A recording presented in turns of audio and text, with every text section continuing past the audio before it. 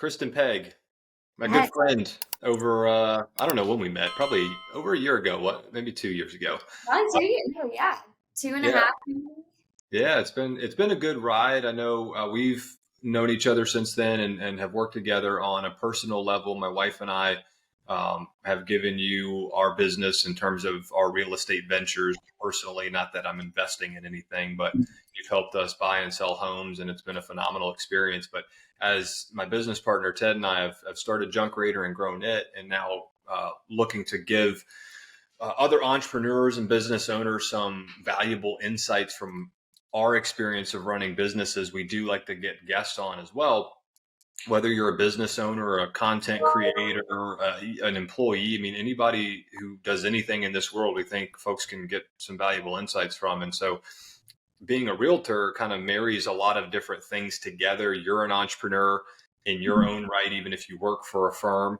And you're always out there having to kind of build a brand and build an image and build trust. And you wear probably all the hats that exist in the world as a realtor, Yes. versus even an entrepreneur that kind of focuses on this one thing. Realtors, I think, are a little bit different in that sense. So, not to take away from your intro, I'll turn it over to you for a quick intro, and don't let me mess that up. So you go No, right. well, thank you, first and foremost, for thinking of me. And yes, so Kristin Pegg. So I have been in the real estate business now going on 6 years. I have lived in Charlotte, North Carolina for the last 10 plus, which is crazy to think and say. It goes by very quickly.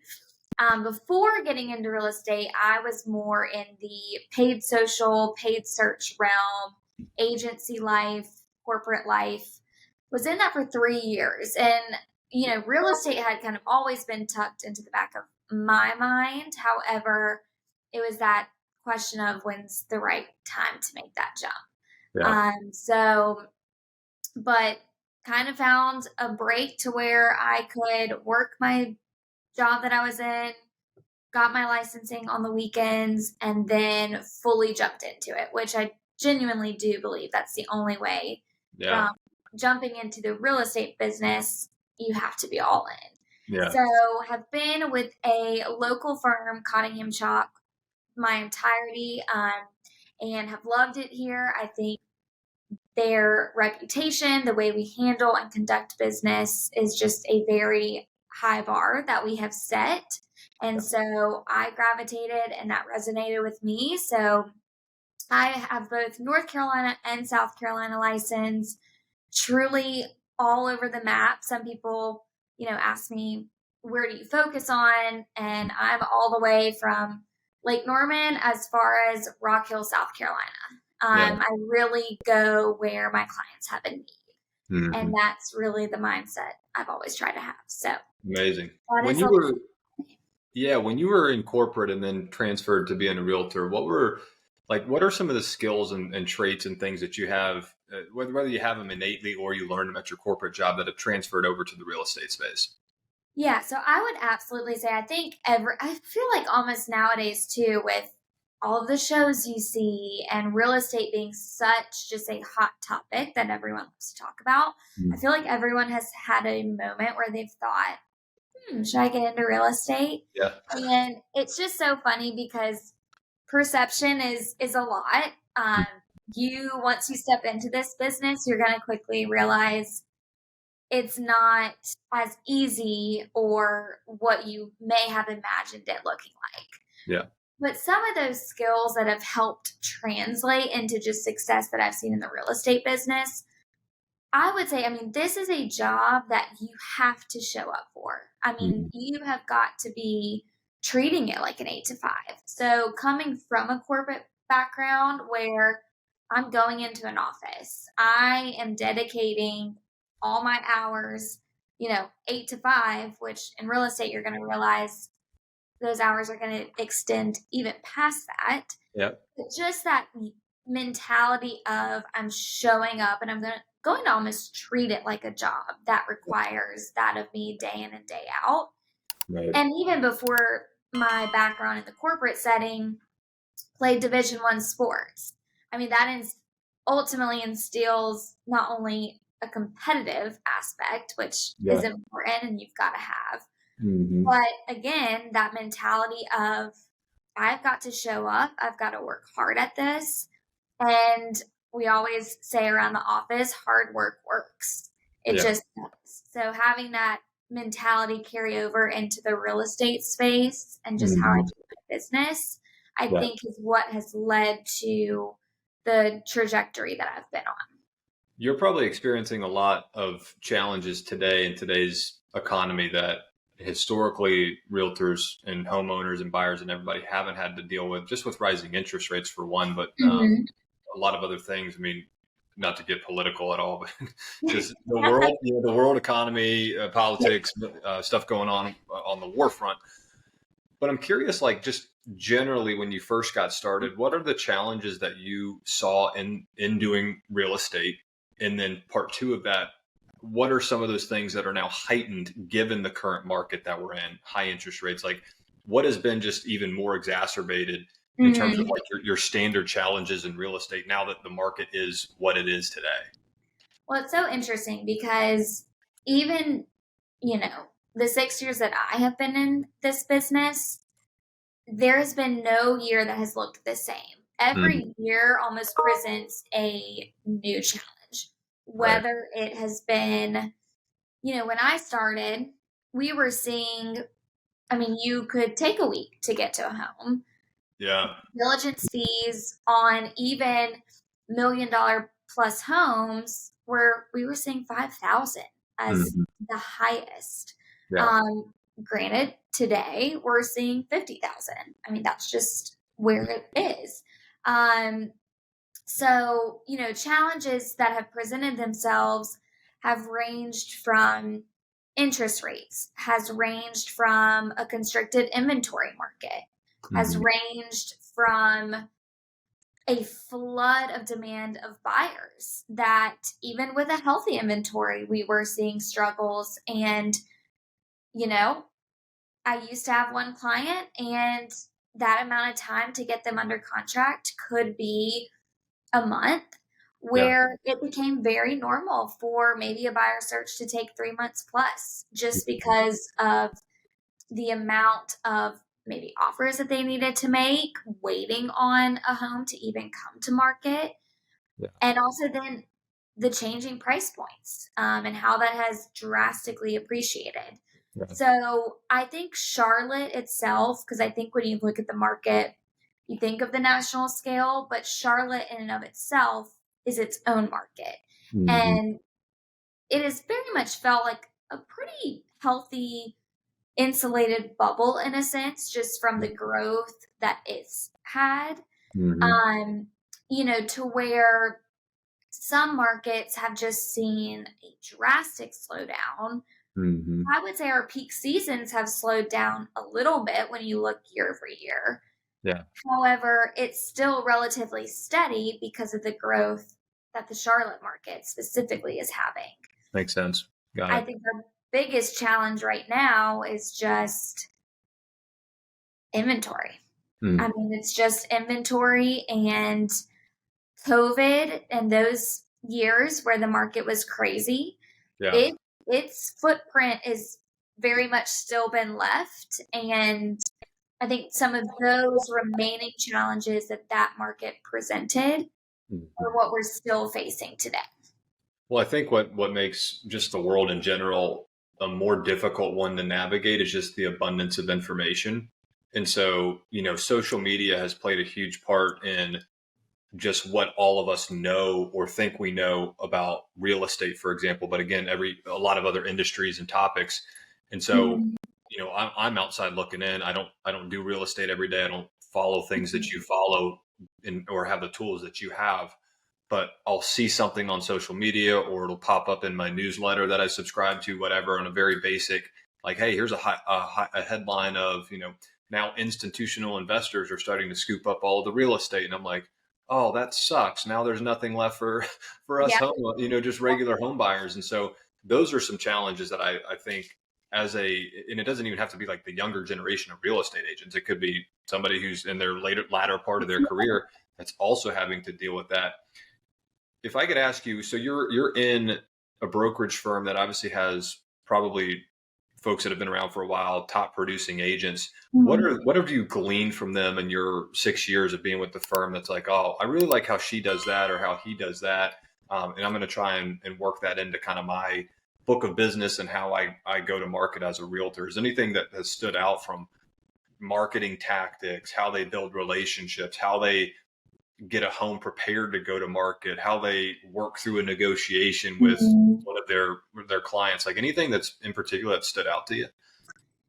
I resort back to, the top performing agents in our office. We are in the market day in, day out. So that right there, and you can ask anyone, everyone knows and can name a handful of agents. Yeah. There are a lot of great agents, a lot of bad ones, and a lot of lazy ones. Mm-hmm. Um, and I think what kind of sets us apart is, everyone that's doing business, they are doing it day in, day out.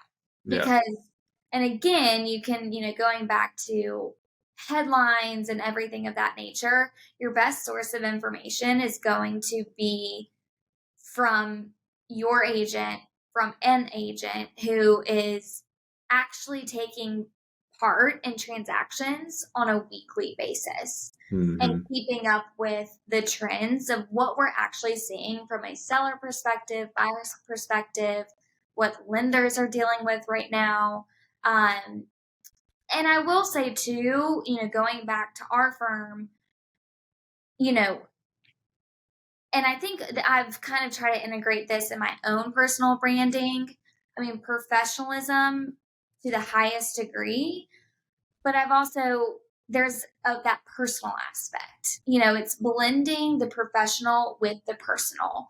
And our firm is a very relation based, focused firm. And I think that that has what has brought other agents success. I think that is what I have taken and has brought myself success is, carrying yourselves very professionally, but relationship based industry. We all know that. So how can the personable side of you translate and also all while keeping it very, very authentic too?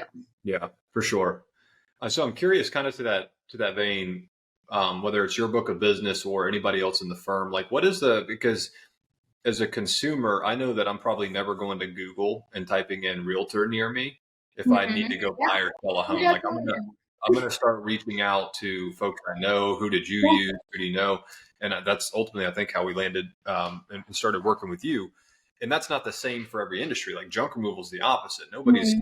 I shouldn't say nobody. There's definitely referrals, but a lot of folks go to Yeah. Google and say, "I need this couch gone. Who can get it today?" And they'll go to Google and start calling 3 to 5 people. That's where our strategy has to be online, very much so. Mhm.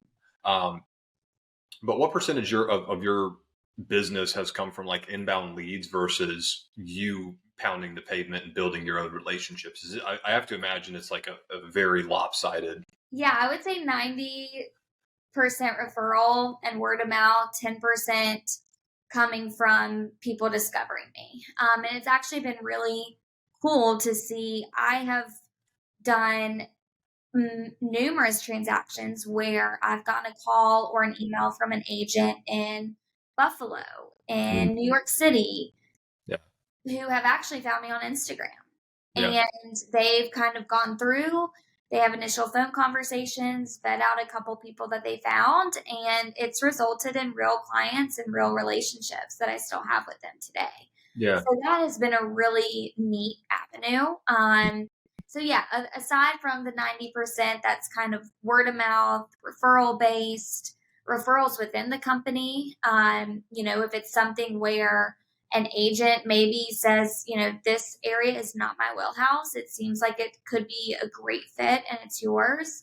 yeah, That's another source. So that's why, it's not only relationships are important from myself and my sphere of influence, but also my sphere of influence right here within our office too, yeah. because not everyone's going to be an expert on the same thing. How are But it you? is, How are you, Krista? How are you branding yourself? Like when you think about that, because I think real estate is probably the one industry where like you have to Yeah. build a brand, as cliche as that sounds. Like you have to be, and I know some folks take it to an extreme and be like, I'm going to be, the first time home buyer agent. Like anybody that's a first time home buyer, I'm their go-to, or I'm going to be specific to Dilworth, Charlotte. That's my area. Yes. Anybody, so I want to be known as that agent. I guess one question is, have you decided like you want to drill that far down, or do you want to be more of an asset to a larger group of folks? And then two, like how are you specifically branding Kristin Pegg as, a top realtor in the market? Yeah. So again, do a ton on social, and that's just like an avenue that I also enjoy. So Yeah. that's where I think it's also important, wherever you're branding yourself, wherever you're marketing it yourself, make sure it's authentic to you. Make sure it's something that you also have a passion and enjoy. Events, things in person, coffees, lunches. I really enjoy connecting with my clients in that way. Yeah. So, taking the time to do that. And, I think it's interesting too, because, and it's so funny, we'll have new classes of new agents that come into the firm. And one of the things that I go in and teach on is that ramp up period, how to get started, how to, set the foundation for your brand. And I'm very big on, we're all going to have our path of where we want to get to be, and it's going to look different. So you also have to have a mindset of staying in your lane, peek and see what other people are doing. Maybe it's YouTube, maybe it's events, maybe it's a podcast, maybe it's ads in the local magazines, but where is your sphere of influence and community located to where you can reach them? Mine personally, social media, very, very easy touch point. Yeah. Also, and going back to the in-person marketing, I really do spend a lot of time and effort and energy in that, because my clients walk away feeling like a friend. Yeah. And, I want you have success by nurturing client relationships beyond just the transaction. Yeah. I mean, follow-up is so critical. You can work with someone, but if I want them to work with me again, I have to actively work for their loyalty. Yeah. And that is maintaining that relationship for the years to come. Yeah. I think that's such an important a key point across any industry. And I know not to throw a competitor out there, but Ryan Serhant is one of your competitors. And one of I just follow a lot of his content because he pushes volume, and he basically owns the online space right now for that type of stuff. But like one of his big things is always follow up. And I've always carried that with me. Not that it was new when I heard him say it. It's just, it rings true even in his business where he's selling a $200 million penthouse. He likely needs to follow up with that person he helped buy or sold it to at some point down the line. Just be like, hey, remember me? We were 50 stories up in New York buying a 200 million. Like, it just makes sense to me, and it makes sense to me now in my life more than it did probably 10 years ago. But it's such a key piece that I think folks, and I feel like folks might maybe have like a negative disposition towards follow up. Like, yeah, you can be a pest and be really annoying if you don't do follow up right. But if your goal is to follow up, absolutely. If you follow value, it's different than, hey, just checking in. When are you ready to buy another home? It's like, get away. But if you're providing value. And I tell people to always start with just the person. Check in on just them. Leave, like, business should be the third or fourth thing that's brought up. Because at the end of the day, you're valuing your client and the person for who they are, not just that you're not looking at them as just for business. Yeah. And if you are, it's going to translate. I think people will pick up on that too. Yeah. So no one wants to be sold to. And I think what's led to some of my success is, if you get me on the phone, if we sit down for coffee, you're not going to feel pressured. I need to earn business. I shouldn't expect it. And people, they want that personal factor. This is a very, big milestone in someone's life. I work hundreds of transactions, but you may only buy a home 5 times in your life. Yeah. So with that, it's a really, rewarding experience for them, for a client to walk through. And they want to partner with someone who they feel as though they have a personal connection with. Yeah. Yeah, follow up. I mean, I stress it to everyone. It is key. You're Yeah. not going to get business as being a quiet agent, but Mm-hmm. if you've had a conversation with someone and they've mentioned their mom wanting to move to the area, you need Mm-hmm. to follow up with them. Yeah. Maybe not the next day, but the following. There's a lot of people or organizations that I follow. I shouldn't say a lot. There's a handful that I follow simply because they put out really good content that's valuable for me across the industries, right? It could be real estate, could be entrepreneurial related, it could be whatever. Mm-hmm. And but there's so many other outfits out there that don't do that. Like they're the minority in that regard. And I guess my message to whoever's listening is truly be the minority that goes out and provides. And it's such a cliche thing. Provide value, blah blah blah. It's like, but yeah, if you always think through that lens though, like what can I provide Davis and Michaela as their past realtor, coming up, like what info can I get them that might be helpful? Or if to your point, if it's just checking in, seeing how you're doing, like that's really what business and life is all about. So just as a point there, but quickly, let me touch on the not so sexy part of real estate, or at least There's a I, lot.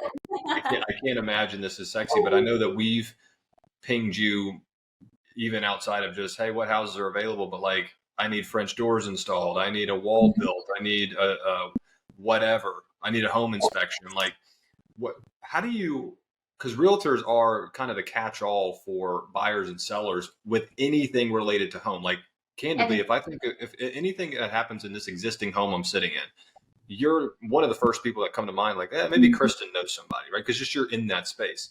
How do you I love make? that. I want Yeah. to post anything. How do you manage how do you manage your vendors for one?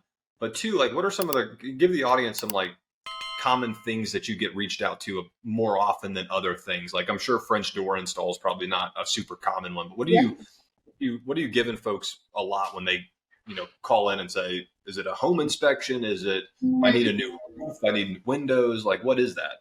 Yeah, I mean, right now, actually, I'm getting a lot of, with the current interest rates being where they are, and people are considering, okay, my mortgage looks really, really appealing right now. I don't really want to leave it. Mm. Where is there an opportunity to expand in the home that I'm in?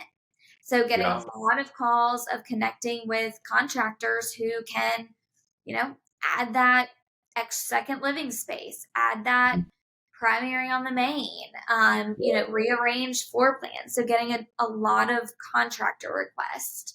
And yeah, then obviously, and I keep a pretty thorough vendor list of really anything that you can think of. And it is important to, those vendors are going to change from feedback of client experiences to are they still in the business? We even keep a rotating one within our firm because that's how we operate is sharing experiences. The other day, windows, that was a big thing. So Yeah. I've got my 2 people, but they also may be booked. They may not have Mhm. parts in hand. So we're within our firm, within 2 minutes, had 5 additional companies. Yeah. And it varies. Summer we get a lot of HVAC. Mhm. I mean, just anything. Pool install. I need a pool. COVID, so many pools. So Yeah. many pool requests in the COVID height because everyone's home was their sanctuary. Yeah. And with your vendors, like just out of curiosity, do you get compensated for referrals, or do you just do it out of like, I want to build this relationship, help my Yeah. client, help the vendor? That's all. Okay. Mhm. I just Yeah. feel like you get pinged, like your time is worth money. And if you're spending 20% of your week just making connections with folks, like it's not a great return to you unless those are people that eventually give you a transaction later on, Yeah. Well, the way I look at it too is I don't just want to be a transaction based realtor. I want to be your go to resource. So for Mm. me, that is valuable. That is valuable time, even stepping into that space. I mean, I've even had clients where, their brother was moving to Charlotte and this is the industry he wants to get in. I'll keep an ear out. Let me see Yeah. if I know of any job openings. I mean, even personal Yeah. things of that nature. Because Right. to me, that's a win of just you thought of me. So Hmm. That's a good way to look at it. Well, let's wrap it up with this, Kristen. Your vision for the next 3 to 5 years for you personally and your brand and what you want to do in real estate. What does that look like? I love this question. This is a good one to end on for all of your Yeah. interviews. But yeah, I mean, for me personally, a few things I would love to also grow a team. I think Okay. I clearly am in a business because I love people.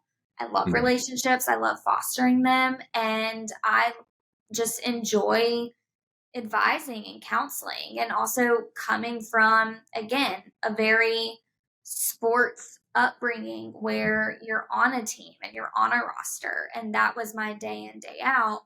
I would love to have a couple agents under me.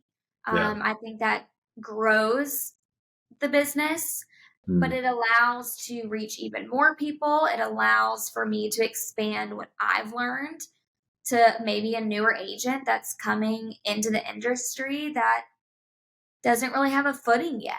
Right. Second to that, me and my husband, we love the mountains. Even expanding to just a different market. We Mm. spent a lot of time there. We could eventually see ourselves owning property there. It's been very organic among my own clients who have maybe either gone to school in the mountains or they vacation there often Mm. and they want to get into the rental business or they want a second home. I've had very organic conversations with clients. So even expanding beyond Charlotte, North Carolina. Yeah. We're excited to follow along your journey and wish you the best in getting there. For folks that are ever interested in doing anything, and I shouldn't even say Charlotte, but anything in the country.